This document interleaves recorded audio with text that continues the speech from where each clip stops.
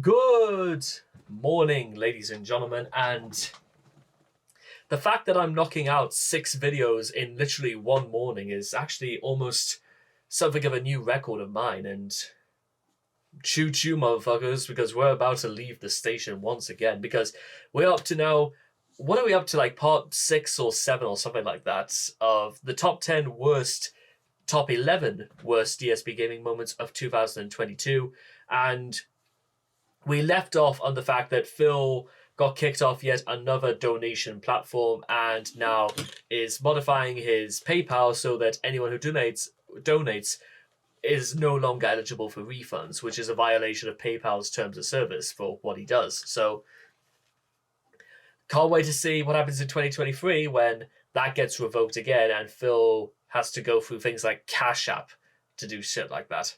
So anyway, here we go. We are halfway through. It's number 5. Number 5. So, yes. 2 number 45s. Ladies and gentlemen, I do have a request for you, okay?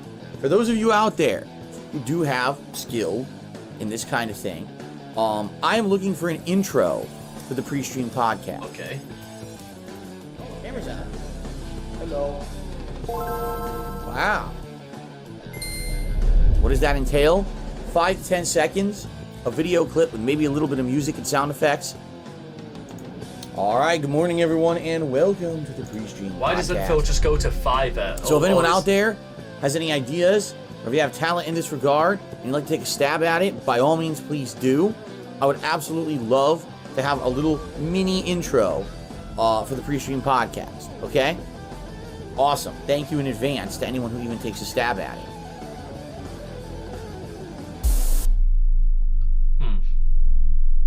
I want to react to This Is How You Don't Play Metal Gear Solid 2. If he files a false copyright claim against DSP Gaming, he's abusing YouTube's copyright claim system. Who is this, Quantum TV? So if he files a claim, he breaks the law. And his YouTube channel will be shut down for abuse of the YouTube copyright system. Hilarious, Phil. Got him. Oh. Huh. Strike me twice, shame on you.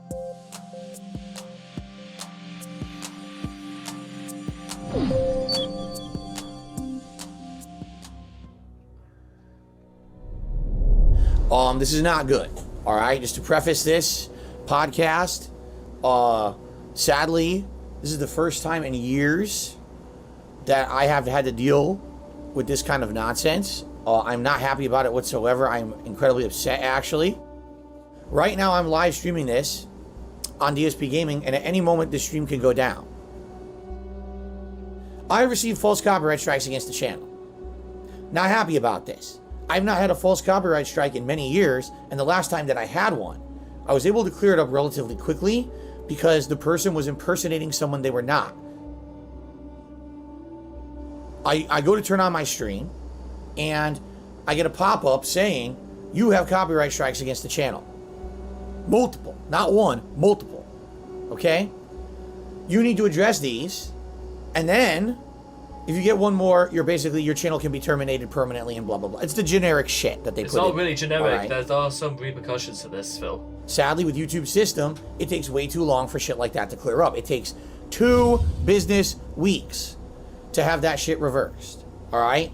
So, essentially now for 2 business weeks, I'm at risk that if anything else happens to the channel, it could get shut down completely. I do not have money in the bank. I have no savings. You do. I have to work 6 days a week full time to make a living, to make ends meet, to pay my bills. You mean play WWE Champions? So, if I can't stream 6 days a week, I can't pay my bills. I will lose things. I will go into financial ruin, and it will ruin my life. You can't file for bankruptcy twice, Phil. You got off the hook once. My wife and my pet are both reliant on me to give them a roof over their head, to provide for them. When you hurt DSP Gaming, you're hurting other people that don't even factor into the equation of what you don't like. How are you okay with that? right? I have to support them. If you take away my business and I can't work, for all intents and purposes, you don't actually have to own a cat, Phil. Jasper is not a child, it's a cat. There are differences here, Phil. I have no money to support them. You understand? Of course, everyone is trying to say, well, what's going on? I can't give you details. If I give you details, then the trolls it could be considered doxing. If I get hit with one more strike on DSP Gaming, I can't stream here. There will be nothing for you to restream or make fun of. What's the point of that? It doesn't make any fucking sense at all. 15 days later. What's up, everyone? I've got some really positive news. That's so positive, I wanted to do a short about it so you know about it right away. After weeks of ongoing nonsense, all of the false copyright strikes against DSP Gaming have been removed. Because trolls have lost. This is a big win for us, and I can't wait to stick it to them in the AM. So I'll see you then. Peace out, everybody. The following day. I said, what the fuck? Why is my phone vibrating so much? What just happened? So I open it up, and it says 10 emails confirming that all the false copyright strikes against DSP Gaming have been lifted. I was like, yes. So at one point, I kind of appealed to everyone out there, and I said, if anyone wants to submit any content for the podcast, I'm open. Here we go. And it was funny because I got a bunch of people who submitted different kinds of content for the show all at once. And there was one particular person who said that they actually wanted to work with me directly. Right. They claimed that they were actually someone who worked in like a video editing, like this was their job, and they wanted to take that into the realm of donating some stuff so that I could use it for my podcasts because they liked me and my content and they wanted to see their stuff featured and it made them feel good to see their content on a stream, but also they wanted to help out. I put the intro on the show and people are like, oh, that's a troll intro. And I'm like, well, why? And they're like, well, did you notice that some of those machines are gotcha machines? And I was like, I'll be honest with you, no, I didn't even really notice that that's what it was. Well, apart from the pachinko machines. This particular person, starting in January and over the course of February, all right, made me several both different intros and outros for my podcast. And again, I worked with this person. In fact, this person also did some intros for several streams. I was playing Pokemon at the time. They did a Pokemon intro. I was playing King of Fighters. They did a King of Fighter intro. The thing was, most of those were bumpers, meaning I would play them at the beginning of a stream, and that was it. They were never recorded. They were never, archived on YouTube. It was only a bumper for those special streams. He did this intro, and I don't remember what game it was for, but it was like slamming the CEO of YouTube, like saying nasty things about her. I'm like, on what planet do you think I was? Susan isn't exactly a very popular figure anyway, especially amongst some channels that I follow. They don't have very nice things to say about her at all. But once again, sometimes when you're just doing this sort of thing, it feels as though you're playing with we're playing with the lowest hand possible. It's like playing with two cards when you're playing on an entire table of Omaha, and the dealer has an entire deck stacked against you, and you just have to make do.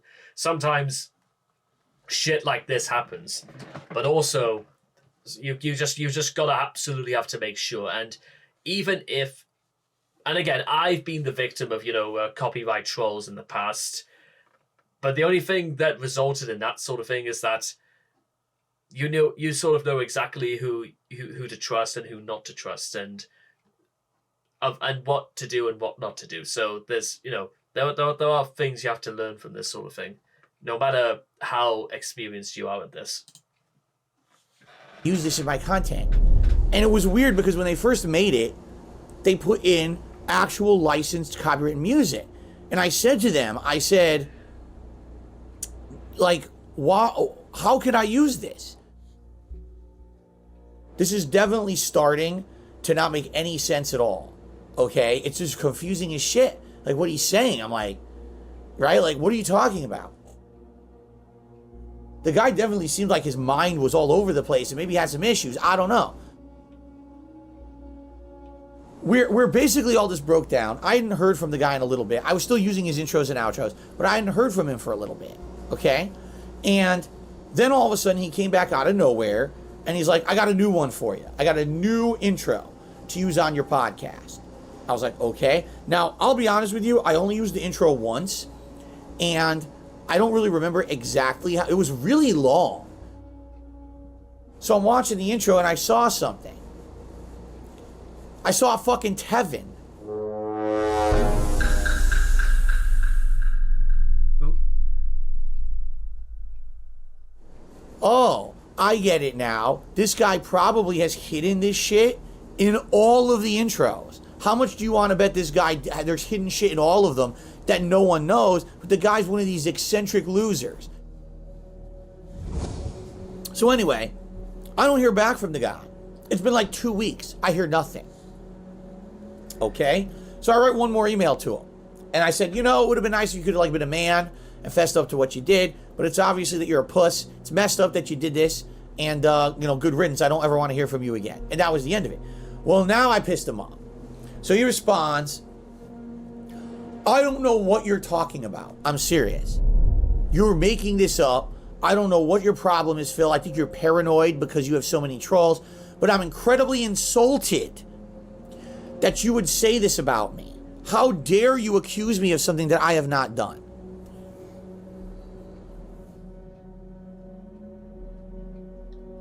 This guy isn't just like, you know, fuck off, I'm a troll, neener, neener. He starts actually making demands. Yeah, he starts making demands.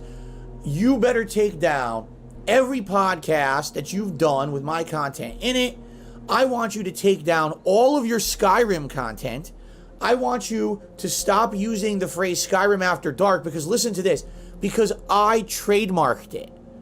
I went to the trademark office and I trademarked Skyrim After Dark. Huh? Is Phil just getting trolled here? Is that what's going on? Do you even know how the process to trademark something? To trademark something, the quickest you could do it is 6 to 8 months. Listen, you're nuts. You don't have any concept of how any of this works. You don't work for some editing company. You don't work for any trademark. You know what I mean? Like, you didn't file a trademark. You're a fucking nut job. I want nothing to do with you ever again.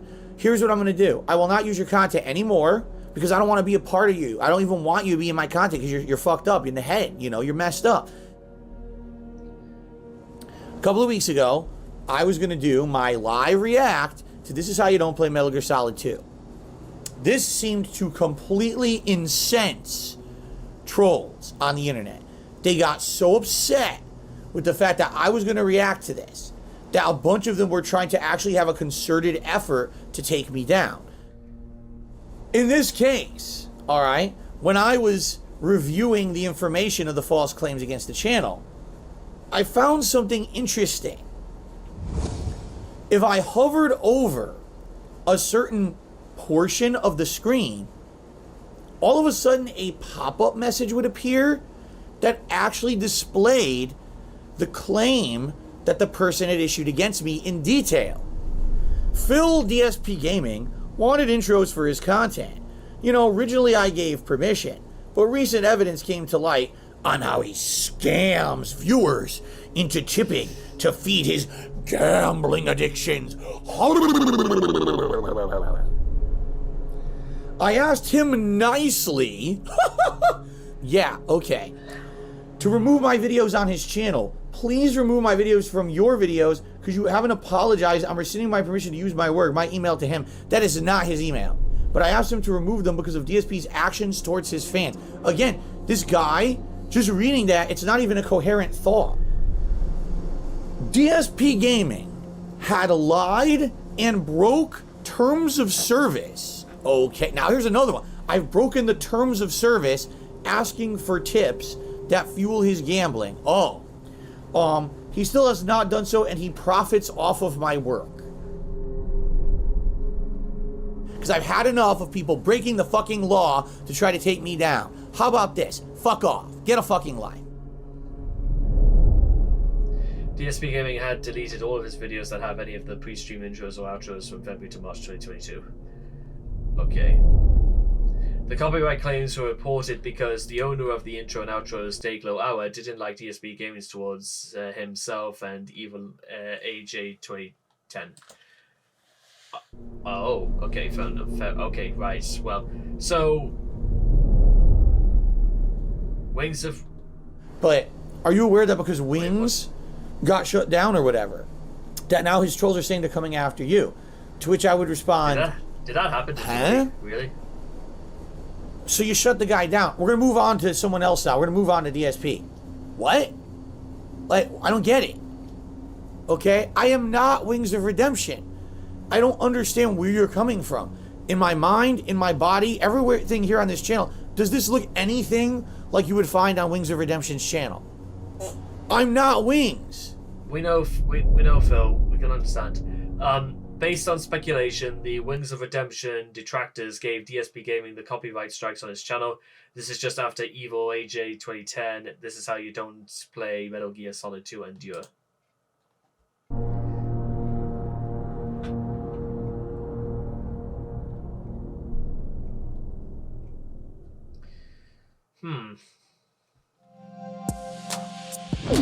You know what I found actually like really interesting about that whole affair is the fact that actually, it's the fact that when Dayglow Hour probably must have realized that Phil would profit because again it was never even disclosed if Phil would pay Dayglow Hour for the intros and outros that he made. There was no discussion either about the fact that actually, if Dayglow Hour really, if he really did just do it for the lols or anything like that, because remember this was the sort of thing that happened on the in 2021 when Anonymous left as the Discord mod because he found out exactly what Phil was doing, and some really dark stuff had then ensued that Phil just kind of laughed at him about.